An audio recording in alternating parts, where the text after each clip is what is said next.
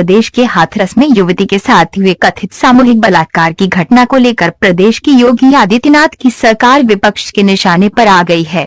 ऐसे में राष्ट्रीय सनातनी संगठन के राष्ट्रीय अध्यक्ष पिंकी सिंह ने भी योगी आदित्यनाथ को निशाने पर लेते हुए तंज कसा है। पिंकी सिंह ने कहा कि ये घटना देश का एक और दुर्भाग्यपूर्ण इतिहास है जो उत्तर प्रदेश में घटित हुआ है। वहाँ के प्रशासन और शासन की इंसानियत की कमर टूटी हुई है। इसके साथ ही उन्होंने मोदी और योगी सरकार पर जमकर हमला बोलते हुए कहा कि जिस तरह कल रात हाथरस की बिटिया के अंतिम संस्कार को रात ही में करने के लिए उसके माता पिता पर दबाव बनाया और फिर परिवार वालों की बैरिकेडिंग कर रात में ही पुलिस द्वारा उसके शव को जला दिया गया, वह साफ बताता है कि उत्तर प्रदेश सरकार न ही महिलाओं की सुरक्षा कर सकी और न ही धर्म की। पिंकी सिंह सरकार से इस मामले में जल्द से जल्द आज प्रेस वार्ता करने का कुछ खास मकसद?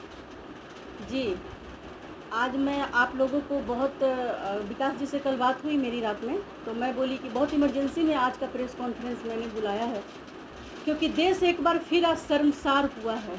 ठीक है, जो निर्भया के साथ हुआ था सेम उसी टाइप का घटना हाथरस की बेटी के साथ हुआ है। ये वो पूरे देश की बेटी है और ये बहुत शर्मनाक घटना है। तो मैं ये कहना चाहती हूँ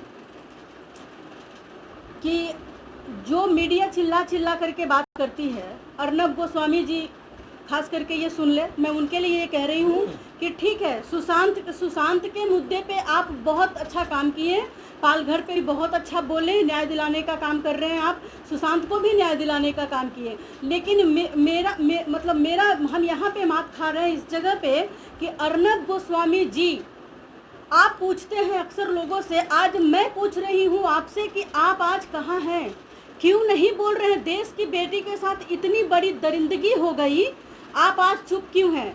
क्यों नहीं आप आके आप पूछता है भारत में, आज पूछ रहे हैं लोगों से कि कहाँ है योगी सरकार।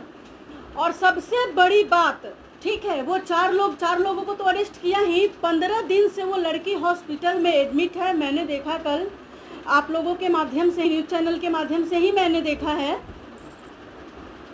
15 दिनों से वो लड़की एडमिट है। लेकिन उस लड़की एडमिट थी और फिर वो गुजर जाती है।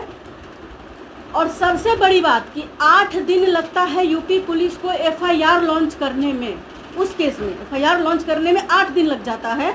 लेकिन मैं ये कहना चाहती हूँ कि उसको जलाने में, उसका अंतिम संस्कार करने में आखिर इतनी इमरजेंसी किस बात की है कि इतना जल्दीबाजी में रात में मीडिया को दूर रख करके, मीडिया को तो जाने दीजिए आप दूर रख रहे हैं, लेकिन उसके परिजन को आप वीडियो में देखिए, उसकी माँ जिस तरह से रो रही है, बिलख रही है, उसके परिवार वाले उसके परिवार को दूर रख करके, और आप उसका ये अधिकार आपको कौन दिया? आखिर यूपी पुलिस को मैं पूछती हूँ कि ये अधिकार दिया कौन आपको किसी का अंतिम संस्कार करने का? आपकी बेटी थी, आपकी बहन थी, कौन लगती थी आपकी? वो रिश्तेदार थी आपकी कि आप उसका अंतिम संस्कार कर दिए। मैं पूछ रही हूँ कि यूपी पुलिस आखिर किसको बचा रही है? मैं तो ये कहना चाहती हूँ कि इस घटना में मुझे ऐसा लग रहा है, ऐसा मेरा मानना है कि बड़े बड़े मंत्री के बेटे या चाहे जो भी हो, किसी को तो जरूर यूपी पुलिस बचा रही है। और इस पे ना अभी तक नरेंद्र मोदी जी का कोई ट्वीट आया है, और ना विराट कोहली के उंगली में चोट आता है तो नरेंद्र मोदी उसके जल्दी स्वस्थ होने की ट्वीट करके कामना करते हैं।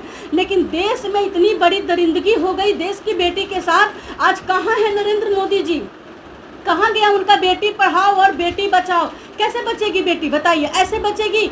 उसके साथ इतना ज़्यादा दरिंदगी हुआ है कि वही तो मैं कह रही हूँ, फिर एक बार देश शर्मसार हुआ है। और बहुत खुशी की बात है कि सीमा समृद्धि जी, पता चला है ऐसा कि सीमा समृद्धि जी उनका केस देखेंगी, वो लड़ेंगी उनका केस। आज वो शायद जाने वाली भी है मिलने, उनके फैमिली से, उस लड़की के फैमिली से जा रही है मिलने। और पूरा विश्वास है कि जब सीमा समृद्धि जी उनका केस लेंगी, लड़ेंगी, तो निर्भया को मैं यही कहना चाह रही हूँ तमाम देश की जनता से कि आप लोग जैसे निर्भया को इंसाफ दिलाने के लिए, जैसे सुशांत को इंसाफ दिलाने के लिए आगे आए हैं, वैसे मनीषा को इंसाफ दिलाने के लिए भी आगे आइए। क्योंकि निर्भया को इंसाफ दिलाने में 7 सालों का लंबा समय लगा है। ठीक है, मैं ये नहीं चाहती कि मनीषा को भी 7 साल लगे। जब पुलिस के गिरफ्त में वो चारों अपराधी हैं, तो मैं कहती हूँ किस बात का इंतजार किया जा रहा है? क्यों नहीं उनको उनको फांसी दे रहे हैं? क्यों नहीं फास्ट ट्रैक कोर्ट का ये किया जा रहा है उन पे? सरकारें चुप क्यों हैं आखिर इस पे? क्यों नहीं बोल रहे हैं वो लोग इस पे बोलना पड़ेगा उनको। और मैं खुली चेतावनी दे रही हूँ यूपी सरकार को कि अगर उस पे जल्दी कार्रवाई नहीं किया गया, उनको फांसी नहीं हुआ तो ठीक है, अभी इलेक्शन है, इलेक्शन 2 महीने के बाद ख़त्म होगा, हम लोग उग्र आंदोलन करेंगे और सड़क पे उतरेंगे, उनको जल्दी से जल्दी फांसी देना।